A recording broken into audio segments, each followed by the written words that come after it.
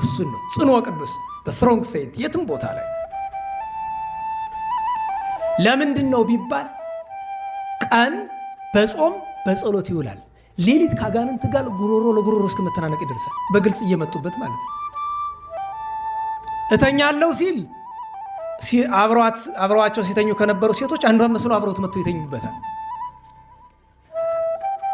ጾም ውሎ ማታ እህል አልቀምስም ብሎ ጾም ሲያድር በሌሊት በህልም ሲያበሉት ያድራሉ።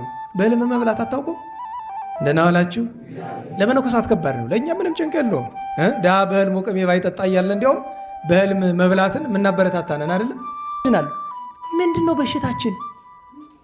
እኔ የሚገርማችሁ ነገር እዚህ አቋቋም የሚማር የነበረ በአታ ለምስክርነት የገባ 2 ዓመት እዚህ በአድራሽነት እያለ ብዬ ጊዜ ደህና አደርክ ብሎኝ አያውቅም። አውቃቸዋለሁ፣ ያው ሁሉንም ጠዋት ማታ ሲቀጽሉ ስለምንገናኝ።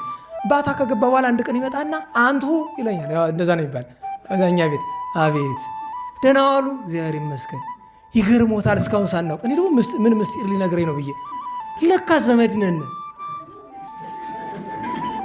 እና እስካሁን ሳንነጋገር አሁንማ እንግዲህ እናውራ። አሁን ሳልሰድብ ውጣልኝ ከዚህ ቤት።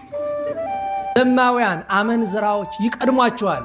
ይህንን ለምንሰማ ማንም እንዲያውቃለሁ እንደዛ አውቃለሁ እኔ እንደዚህ ያደርጋል። የራስን ስራ አትዘምር። አንተ ምንድነህ? ኃጢአተኛ። አንቺ ምንድነሽ? ኃጢአተኛ። እኔ ምንድነኝ? ኃጢአተኞች ነን። ማንም ሰው ራሱን ማለት ያለበት ምንድን ነው? ኃጢአተኛ ነኝ። ምንድን ነው የሚያስፈልገን ታዲያ? ንስሐ እና መንፈሳዊ ልምምድ። ለዚያ ነው ፈሪሳውያን ጠፍተዋል። አመንዝራ እያሉ የሚንቋቸው ሽፍታ፣ ሌባ፣ ቀራጭ የሚሏቸው ቀድመዋቸው፣ ቀራጮቹ እነ ማቴዎስ እነ ዘኬዎስ ቀድመዋቸው መንግሥተ ሰማያት ገብተዋል። ከዚያ የወሎት አባታችን እሱ ትልቅ ሰው ነው፣ ያውቁታል። አገር እየጠፋ ቤተ ክርስቲያን እንዲህ እየተናወጸች ከገንዘብ በቀር ምንም የማያስብ በከተማ የተቀመጠ ካህን፣ መነኩሴ፣ ዲያቆን፣ ሰባኪ፣ ዘማሪ፣ መምህር አስቡት እስቲ ምን ያለ ብዶች እንደሆነ አስባችሁታል? እዛ ያለው ነገር እዚህ የሚመጣ የማይመስለው ይሄ ዛሬ ፊት ለፊት የምታዩት ስፍራ ቁመህ እንደምትረከው እንዳይመስል ጣሊያን አልነካውም ድርቦች አልነካውም እንደምትለው አሁን ግን የሚነካው እየመጣል ነው። ለምን? ራሱ መድኃኔዓለም ነው ጠርቶ የሚያመጣው። እንድታውቀው ቀኑ ደርሷል። ራሱ ነው ጠርቶ። ይሄ ብቻ አይደለም ያኛውንም ጨምሮ ደብረ ብርሃን ጨምሮ እንዳይመስልህ ስሉስ ቅዱስ ጠርቶ የሚያመጡት አለ። ለእስራኤል መንግስት አንድ ጥያቄ አቀረቡ እኒሁ ራሳቸው አባ ሽኖዳ። ጥያቄው ምንድን ነው የሚለው? ዴር ሱልጣን የቅብጥ ኦርቶዶክስ ንብረት ነው፣ ከኢትዮጵያ ቀማና ለእኛ ስጠን አሉ። አይሆንም አላቸው። እንግዲያው ድጋሚ በሕይወት እያሉ ኢየሩሳሌምን አልረግጣትም ብለው ወጡ። ኢየሩሳሌምን ድጋሚ ሳይረግጡ ነው የሞቱት። ጻድቅ ናቸው ኃጥእ ናቸው እሱ አይመለከተኝም። እኔ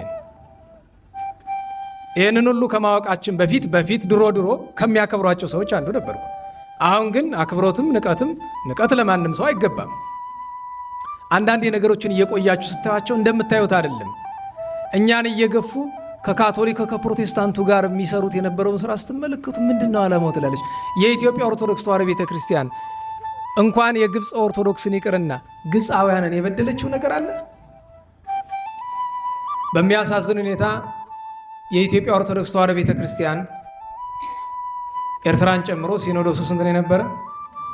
ንገሩኝ። የኤርትራ ኦርቶዶክስ ሲኖዶስ የሚባል አይደለም፣ በሴራ ነው የተፈጠረው። ሴራ ምለው የኤርትራ ወንድሞቻችንን ስራ አይደለም፣ የግብፅ ቤተ ክርስቲያን ስራ ሳይሆን ሴራ ነው።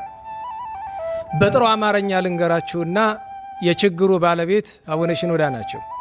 የኢትዮጵያ ቤተ ክርስቲያንን ለሁለት ወደ መክፈል ትልቁን ስራ የሰሩ እሳቸው ናቸው። ይህንን እምላችሁ ለአቡነ ሽኖዳ ለሚባሉ አባት ከፍተኛ አክብሮት ያለው ብዙ ሰው እንዳላውቃለሁኝ። ችግር የለውም። መጽሐፎቻቸውን የሥነ ምግባር መጽሐፎቻቸውን አንብቡ። ነገር ግን ማንደብቀው ነገር አለ። ደብቀ ነው ምንም ፋይዳ የሌለው ነገር። ደጋግሜ እንደምነግራችሁ ግብፃውያን ከግብፅ እስላሞችና ከኢትዮጵያ ክርስቲያን ምረጡ ቢባሉ የግብፅ እስላሞችን ለሚመርጡት የሚያሰቃዩቸውን ማለት ነው።